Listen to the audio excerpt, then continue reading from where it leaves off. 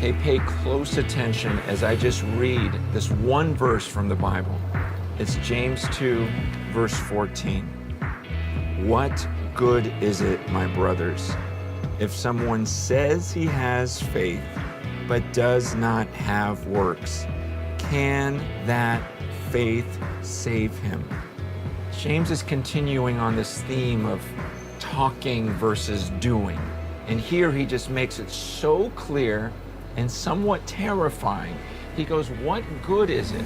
Does it do any good if a person says, makes some sort of profession of faith, but he has no works? And then he asks that question, can that faith save him? And it's an obvious no. Hey, look at the passage yourself. I mean, he's saying, man, is there any good in talking?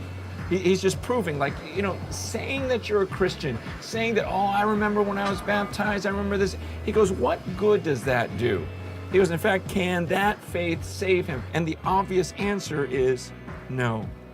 And he goes further, and he gives an illustration. He goes, look, if a brother is poorly clothed and lacking in daily food, and one of you says to him, go in peace, be warmed and filled, without giving them the things needed for the body, what good is that? So also faith by itself, if it does not have works, is dead. He goes on to illustrate. He goes, what if you see someone who's starving or poorly dressed? Like there have been times when I've been in other countries and I've actually seen people that are just skin and bones. I mean, literally days to live. And I think about how disgusting would it be if I just looked at them and go, man, you guys be warm, be filled. Hope it works out okay for you. He goes, what good is that?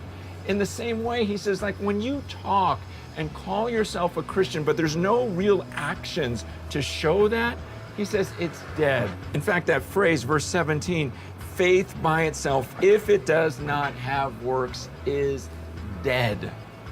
I don't know if James could have picked stronger language. Like, it doesn't matter what you say if you don't act, it's dead.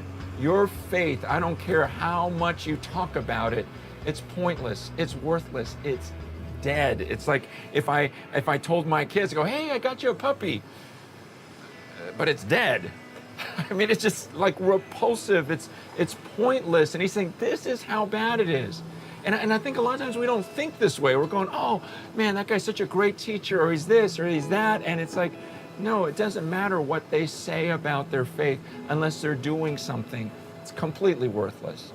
They're not even saved. And then he goes on and he says, but someone will say, you have faith, I have works. Show me your faith apart from your works, and I'll show you my faith by my works.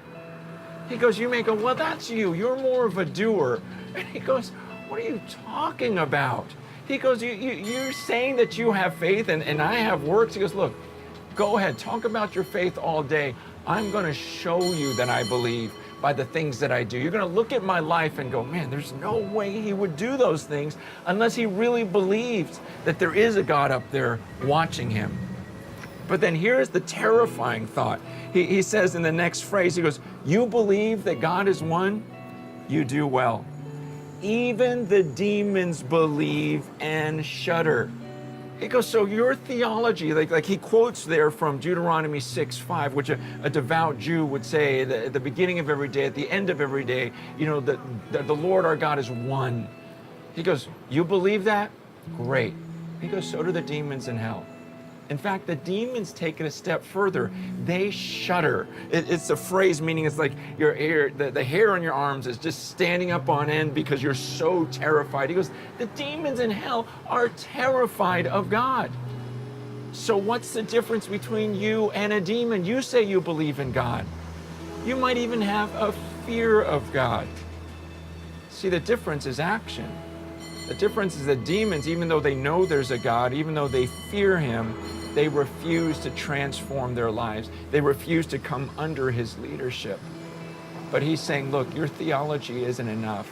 Just saying you believe in a powerful God, all that does is put you on par with the demons in hell. And then he makes this statement.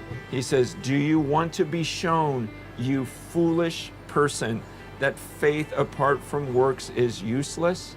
He's going, okay, do you need more? Do you need more? I mean, I already told you that you're worse than the demons, but then he goes, do you want me to show you, foolish person, you idiot? You still don't believe this? Well, what more do you want? I got to prove to you that faith without works is dead. So then he goes to Abraham, whom they would have looked up to so much, and explains how, look, even him, he was justified by his works. His works showed that he believed. And then after that, he speaks of Rahab, because they may go, well, that's Abraham, and he's such an amazing man. He goes, well, then how about Rahab? Rahab was a prostitute. He gives these extremes, and he's going, look, everyone, it's about actions.